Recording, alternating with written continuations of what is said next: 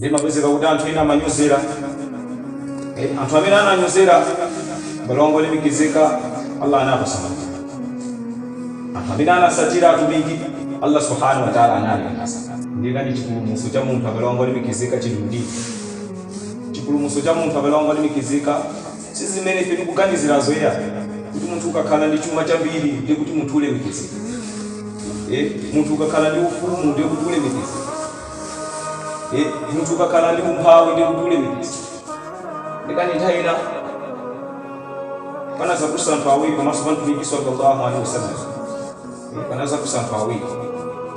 Panaza kusanthu munthu woyamba amene anaoneka kuti anali wovala bwino, wokudya bwino, kumaoneka kuti umoyo wake ndi waulemerero. Ndipo mtumiki sallallahu alaihi wasallam anafunsa kwa masahaba kwa afusa, "Kodi mungandiuze kuza munthu ngati amene?"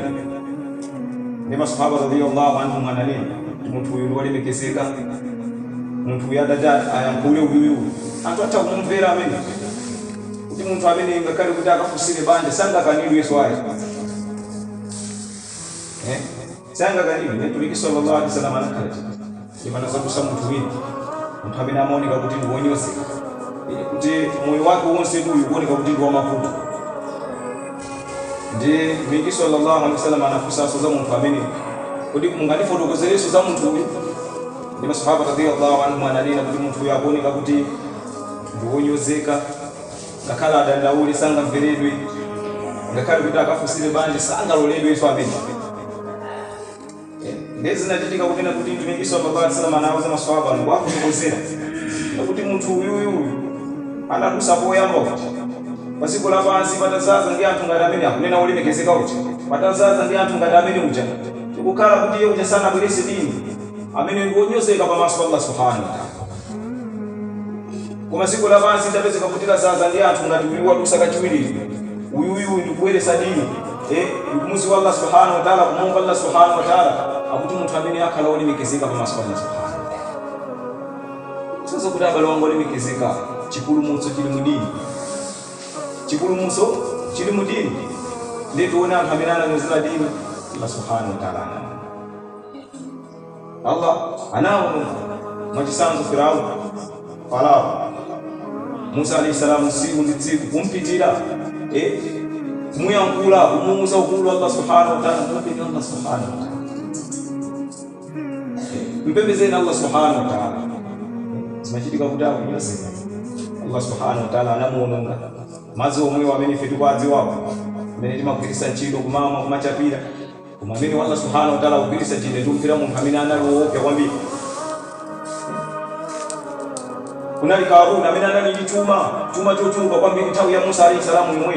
Musa amamuyendera kuti mverani malamulo Allah subhanahu wa ta'ala, mpepezeni Allah subhanahu wa ta'ala, kulupirani Allah subhanahu wa ta'ala. Koma zimapezeka kuti chani Karuna akuti iwe Karuna amamuuza Musa alayhi salamu kuti iwe ufuna undibere chuma changa, iwe ufuna undibere chuma changa.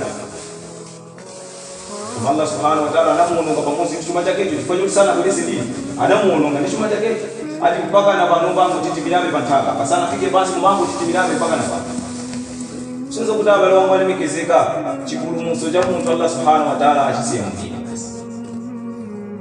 Tisazanyengeke ndi zinthu zina zake kumanena kuti tilimbikire skulu. Anthu lero lino azungu akunena kuti limbikira skulu, ukalimbikira skulu uzakhala pabwino, uzakhala olemekezeka, akufuna ulemerero wa dziko lapansi.